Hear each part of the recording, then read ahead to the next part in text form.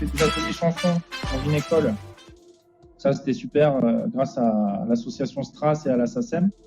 D'accord. J'ai fait 5 ateliers dans une école spécialisée Ulysse. C'est des enfants qui ont des troubles de la concentration. En gros. On a écrit 2 chansons, on les a jouées sur scène à Port-Vendre. C'était super, quoi.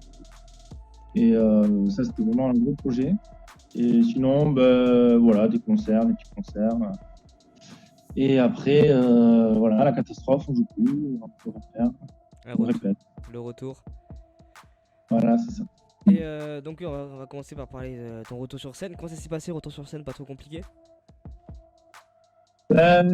C'était spécial parce que bon, de jouer devant des gens assis, masqués, c'est toujours particulier, mais bon, ça faisait tellement de bien de jouer que c'était pas très grave. Et c'était génial, quoi. C'était trop court parce que voilà, là c'est déjà fini. Mais ça faisait un bien fou, et les musiciens avec qui je jouais, de se revoir sur scène, c'était incroyable, quoi. On en a vraiment besoin. Oui, vas-y. T'avais vraiment besoin? De jouer, quoi. On a besoin, c'est physique. Et quand ça se passait, t'as pu retrouver en studio ou pas? Non, en studio, j'ai pas de projet studio encore, parce que j'ai pas encore trop de nouvelles chansons. Parce que j'ai d'autres projets à côté où je suis en train de monter un trio de chansons pour enfants.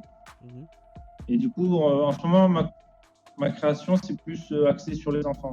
J'ai écrit des chansons pour les enfants. Et du coup, c'est un trio qu'on est en train de monter. Et donc, en studio, pour l'instant, c'est pas prévu. Pour bientôt, peut-être. Je sais pas. T'as eu le temps d'écrire un peu pendant le confinement? Le premier, très peu, parce qu'il y avait la petite à la maison et du coup, c'est compliqué, quoi. Ouais. Le deuxième, là, à l'école, je suis assez pratique en fait. Et j'en profite à fond, quoi. Heureusement qu'il y a l'école et tout ça, que c'est moins dur, quand même. Les vacances pour les parents. Voilà, c'est ça. Et puis, tu nous parlais de ton projet à Port-Vendre, c'est ça? Avec les enfants. Comment tu fais pour faire? D'où t'es devenu l'idée de faire ça? On t'a proposé? C'est toi de toi-même qui as eu l'idée? En fait, c'est des rencontres. Je suis allé un jour à la médiathèque Bernard Nicolot à Perpignan. J'ai parlé avec le gérant de la médiathèque. Il me dit: oh, je suis musicien, j'ai un CD. Elle m'a dit: ah, mais vous voulez pas faire un atelier création chanson? J'ai dit: bon, allez, pourquoi pas. Et en fait, j'en ai fait un d'une heure avec des enfants. Et on a écrit une chanson en 1 heure. Je pensais pas qu'on y arriverait. Et on a écrit un refrain, un couplet et demi. Et ça suffit pour bien s'amuser, quoi.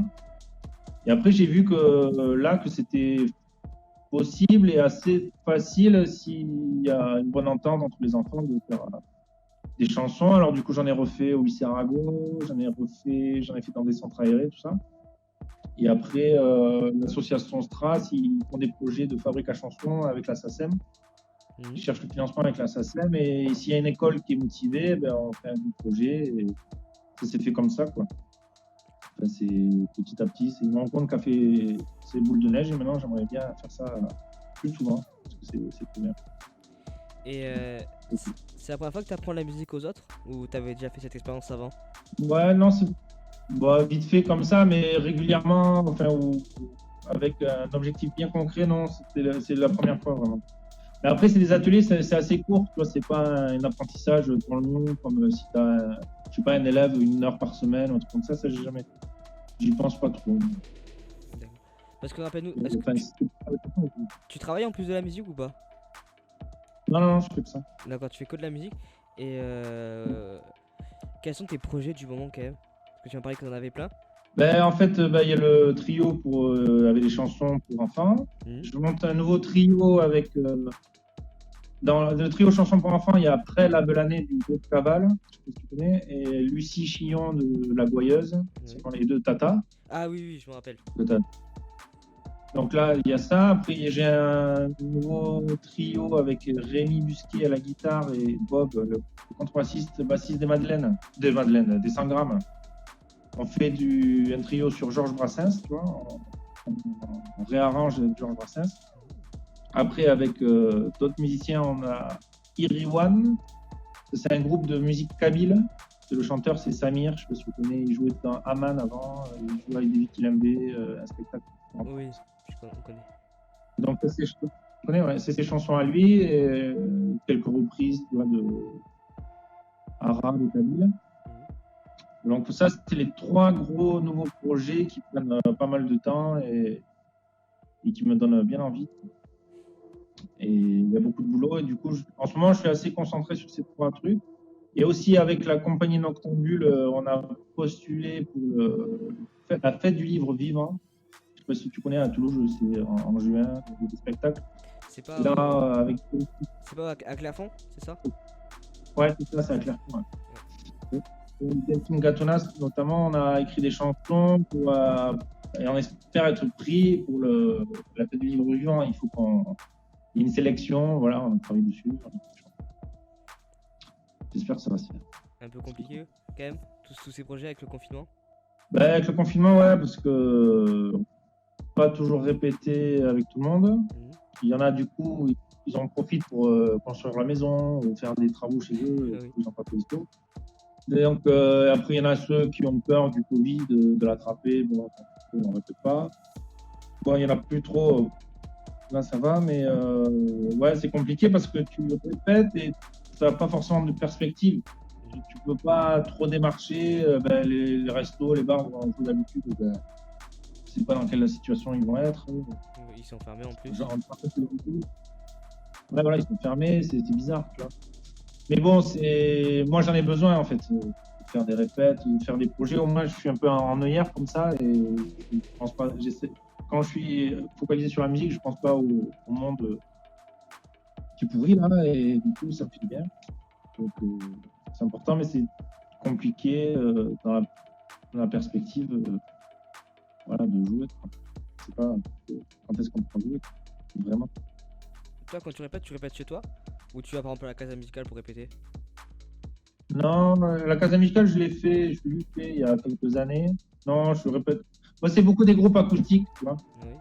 Donc, on peut répéter dans notre chambre, dans le salon. On répète chacun chez soi.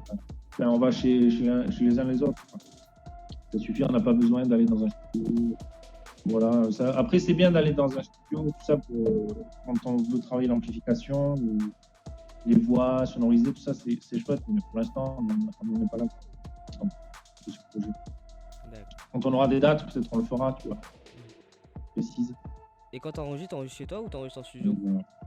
Ouais, en studio plutôt. Hein. Je fais des fois, je fais des maquettes à la maison, tu vois.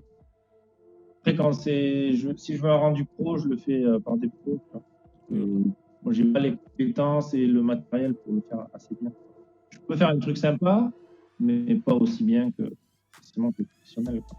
L'échauffement à la maison avant d'aller en studio. Pardon? L'échauffement en studio avant d'aller à la maison. L'échauffement à la maison avant d'aller en studio. Quand tu vas en studio, il peut être très très près, sinon ça peut être la cata. En plus, c'est pas tu perds du temps. Et de l'argent aussi parce que c'est pas donné souvent les studios. Ouais. Voilà. Et t'as quand même des dates de prévues plutôt du côté de à partir de janvier? J'en ai dans longtemps, j'ai des mariages en mai parce que j'ai un groupe de swing aussi, jazz manouche, ça a été reporté déjà l'année dernière. Les gens qui devaient se marier en juin, se marier un an plus tard.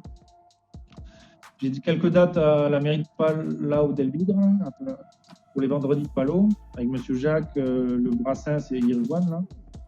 Et après, non, j'ai que ça. Donc, petite date. Ouais, ça fait pas beaucoup, mais bon, souvent les dates on les attrape au printemps ou fin d'hiver. Mais là, bon, je sais pas s'il y a beaucoup de programmation. Parce qu'il y a tous les spectacles qui a rattrapé de compétition. Donc, c'est compliqué. Et cet été, tu trouves que tu as assez joué ou tu aurais préféré jouer encore un peu plus? Bah, j'aurais aimé jouer plus. Par rapport à d'autres, j'ai un peu joué quand même. En gros, j'ai fait la moitié de d'habitude. Donc, c'était bien sur certains aspects pour au fil de l'été, tout ça, mais c'est pas suffisant. J'avais besoin d'en plus. D'accord. Et est-ce que tu as envie est-ce que tu n'as pas pensé à faire des trucs par exemple, chez toi, un peu faire des visios par exemple? T'en as pas fait, je crois, toi? Non, j'ai pas fait le live. Le premier confinement, j'avais toujours la famille, je n'étais pas du tout là-dedans, quoi. Et après, je sais pas, je suis plus dans la création de chansons, je suis pas forcément dans la répétition, mais je suis pas dans la répétition du spectacle en entier. Où j'ai fait des petites vidéos humoristiques. Là, je vais peut-être m'enregistrer une chanson bientôt, mais un live, non, j'ai pas fait. J'aimerais bien le faire avec mon groupe en entier, ça serait chouette, mais c'est compliqué à faire pour avoir un bon son. Comment tu es sur scène? Tu te décris plutôt. Est-ce que tu tentes un peu du one-man show quand même avec quelques blagues entre les musiques ou tu fais quasiment que de la musique? Non, mais ça dépend des ambiances en fait. Oui. Si c'est cool, tu vois, je m'amuse avec le public. J'aime bien interagir, faire des blagues, dans la spontanéité, quoi. Oui. Ouais, des fois, de temps en temps, j'ai 2-3 blagues qui sont écrites ou des petits trucs, quoi. Et sinon, j'aime bien qu'il y ait un ping-pong, tu vois, si quelqu'un me parle, je lui parle. C'est selon l'ambiance, quoi. Si les gens ils veulent écouter la musique, ben, j'essaie d'enchaîner, tu vois. S'ils veulent rigoler, ben, on va l'entendre, tu vois. Ou avec les musiciens ça dépend des musiciens aussi avec qui je joue, quoi. S'ils font des blagues aussi, quoi. Il y en a, c'est des bouts en train, tu vois. Je suis. Et il fait la connerie un peu. Ouais, voilà, il y en a toujours deux qui te déconcentrent. Est-ce que ça t'est déjà arrivé d'avoir un bide en plein milieu d'une musique, au milieu de la suite? C'est déjà arrivé ou pas? Ouais, ça m'est arrivé, mais je me rattrape souvent, je rechante style le couplet, c'était le deuxième, je refais le premier, tu vois, ou je sais pas, des fois. Ouais, voilà. Ça m'arrive, ça m'est déjà arrivé, mais je retombais toujours sur mes pieds, quoi. T'as pas dû ou s'il y a un musicien qui est vigilant, il fait un truc, tu vois, ou je sais pas. Mais ça m'arrive pas souvent, mais ça peut m'arriver, ouais. Mais si ça m'arrive, c'est que j'ai un public pas. Des fois, ça m'arrive qu'il n'y ait pas grand monde. Je sais pas, je joue dans un truc où il y a pas grand monde et ça me déconcentre. Mais si les gens sont attentifs, en général, la concentration, elle est là. Ils te donnent l'énergie. Ouais, voilà, c'est ça. Et c'est là où tu joues le mieux en général. C'est quand tu sens que la salle est concentrée, t'écoutes. Là, c'est là où tu joues le mieux, du coup. Le public qui fait vraiment partie du spectacle, quoi, à part entière. Ils font la moitié du boulot, en fait. C'est un super public, tu fais un super concert. Oui, bah oui. Si tu as un public mou, tu fais un public en général. Il faut savoir l'entraîner, tu vois. Le chauffer un peu le public, le chauffer. Ah ouais. Et il y en a qui sont spontanément cool, tu vois. Et il y en a qui sont là, des fois tu joues dans des endroits, ils sont pas là pour la musique, tu vois. Dans un bar, ils sont là pour parler avec leurs potes, ils savaient même pas qu'il y avait un concert, tu vois. Ça arrive de jouer dans des lieux comme ça. Bon, et après, moi, à force, et avec l'expérience, tu peux faire abstraction, tu vois. Si t'as un public difficile, tu peux quand même t'amuser avec tes copains musiciens. Avec l'expérience, ça va, ça se fait. Tu peux quand même prendre du plaisir. Et est-ce que tu as une petite astuce pour chauffer un peu le public au début? Je leur crie dessus, quoi. Non, je fais semblant, en fait, je les imite. En fait, je fais semblant d'être le public. Ouais, je fais j'applaudis ou je crie, tu vois. Enfin, je fais comme ça, je leur montre l'exemple en fait de ce qu'il faudrait faire. En général, ça marche avec un peu d'attention, tu vois. Et de suite, ça brise la glace, ça met une bonne ambiance. Les gens, ils savent que ça va être des contacts. En général, je fais ça, quoi. Et ouais, voilà, ou de temps en temps, je leur demande si ça va. Après, s'ils répondent pas, bon. Je me casse. Je leur dis que je me casse. Non, mais bon, ça peut arriver. Hein. Non, mais en général, ça va. Ça peut arriver que tu te casses ou qu'ils répondent pas? Avec un public difficile, ça arrive qu'on joue moins longtemps. Style, il y avait un rappel, on le fait pas. Mais pas, on se part pas. Ouais. Non, en général, non. Et quel est ton Non, ça m'est jamais arrivé. meilleur souvenir sur scène? Le dernier, c'était sur scène avec les enfants, là, à Port-Vendôme. Souvent, quand tu. Là, j'ai joué devant l'école primaire de Port-Vendôme, tu vois, ils étaient 100. Centaines d'enfants, quelques parents, tu vois. Et c'est le meilleur public, ils sont à fond, et tu leur dis de faire un cri, ils crient tous à fond, ils applaudissent, lèvent. C'est incroyable, quoi, le succès que tu peux avoir si tu vas te porter, quoi. Ils sont à fond, quoi. Tu leur fais une blague, ils sont trop morts de rire. Enfin, c'est. Ouais, ça, c'était c'était le dernier, je crois. Ouais, je sais plus si c'était le dernier concert, mais en tout cas, ouais, c'était trop cool. Souvent, les enfants, c'est un super public. Tu peux les embarquer de suite dans ton délire. C'est trop bien. Ils sont disponibles. Et quand t'es venu à faire de la musique pour les enfants? En fait, comme j'ai une fille de 8 ans, je lui ai écrit des chansons un peu pour elle, tu vois. Oui. Du coup, ça m'a plu de parler de ça. Et en fait l'enfance et cet univers d'innocence, tu vois, c'est inspirant. Et du coup, c'est aussi pour avoir plusieurs cordes à son arc, tu vois, parce que dans ce métier, il faut avoir plusieurs cordes à son arc si tu veux en vivre. Et je sais que ça peut marcher là, pour enfant, on peut travailler un peu, mais ça me plaît vraiment, tu vois. À la base, avant de faire la musique, je voulais être écrivain. Et j'avais une histoire un peu dans un univers un peu enfantin, tu vois, et donc ça me remet un peu mes premiers amours, en fait, d'écrire un peu de choses. Et en fait, tu peux t'imaginer tout un univers onirique ou des choses que tu peux te permettre que tu fais pas forcément pour les adultes. Et du coup, ça me fait. Et ensuite, t'en as fait ton métier. C'est fini naturellement, quoi.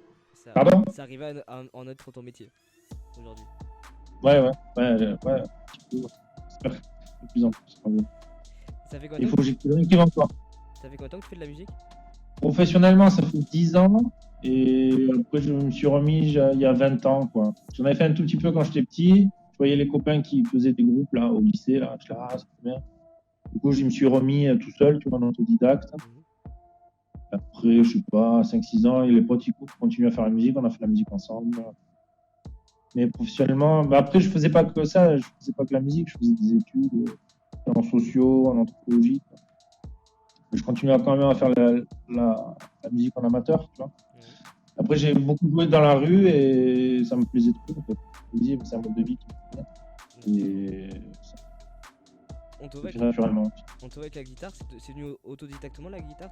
T'as appris ou t'as pris des cours quand même un petit peu? En fait, j'en ai pris quand j'avais 7, 8, 9 ans, tu vois. J'étais pas très fort. Et en fait, quand j'ai repris à 18 ans, c'était logique que je me remette à la guitare. J'avais quelques petites notions, je savais comment placer mes doigts, j'avais un peu de dextérité, tu vois. C'est comme je l'ai choisi petit, j'ai pris j'avais toujours ma guitare chez moi, j'ai pas pris la guitare, je ne me suis pas posé de questions. Et c'est plus tard qu'après je me suis mis au chant, parce qu'il fallait que quelqu'un chante. C'est un groupe de chansons. Quelqu'un s'y mette et souvent c'est le guitariste. Là, et voilà, c'est fait aussi. Tu nous as parlé de 2 instruments, la guitare et ta voix. Est-ce que tu en as peut-être un troisième? Non, la basse aussi, ouais. Je fais la basse depuis quelques années aussi, ouais. Ça, c'est très bien la basse. C'est un autre. J'ai des facilités comme je fais la guitare, tu vois. Je joue la basse comme un guitariste, peut-être. Mais dans le groupe Iriwan, je fais la basse. Et on va peut-être remonter Fougère, un groupe avec Morgan Boyer et Jump the Fence, là. Que tu as interviewé déjà, il me semble. Juste avant toi. Je reprends la basse. Juste après toi l'année dernière. Pardon? C'était juste avant toi ou juste après toi, pas longtemps après. Ouais, c'est ça. Et voilà, on va remonter un vieux groupe qu'on a arrêté il y a 4 ans, je crois. Bon, on a fait 1 an ou 2, c'est super, j'aimerais trop le voir. Bon, on a hâte en tout cas de voir ça très prochainement. Tu as parlé de musique, c'était chaud pour faire une petite musique ce soir. Quelle musique tu voudrais faire? Je me disais, du coup, comme je parlais pas mal parler des chansons pour enfants, une des dernières que j'ai composées, tu vois. Oui. Ça s'appelle Quand je serai petit. S'il faut, je le jouerai pour les grands aussi. On verra. Quand je serai grand, ça sera. Ouais. On est parti, non? Oui, c'est parti. Ouais.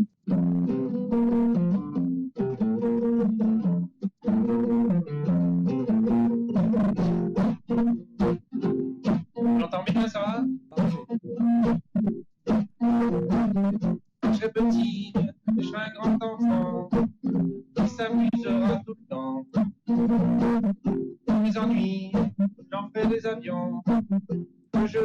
soleil dans le vent. Il n'y aura plus de frontières dans mes regards d'enfant. Il n'y aura plus de poussière dans mes souvenirs d'enfant.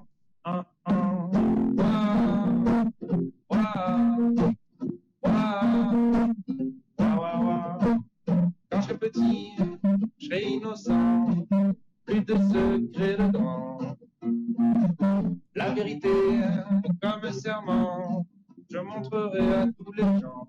Il n'y a plus de frontières dans mes regards d'enfant. Il n'y aura plus de poussière dans mes sentiments.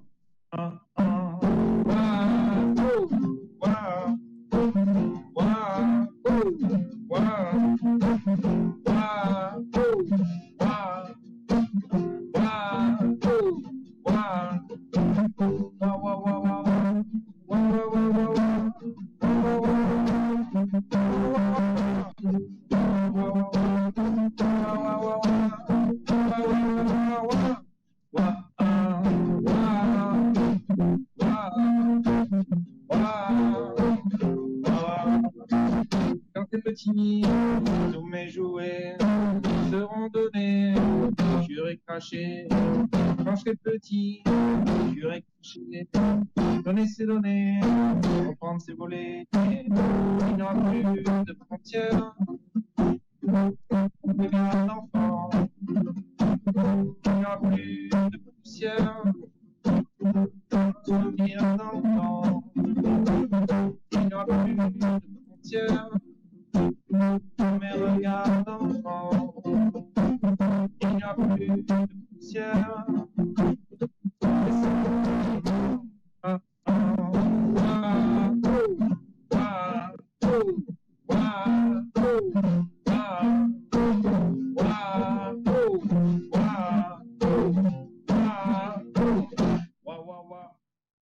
Voilà, c'était parfait. On sera en concert. On sera en Voilà. live. Voilà. Vivement. On en a hâte de te retrouver en tout cas sur scène aussi. Bientôt, j'espère. Ouais, à bientôt. Ouais, j'espère.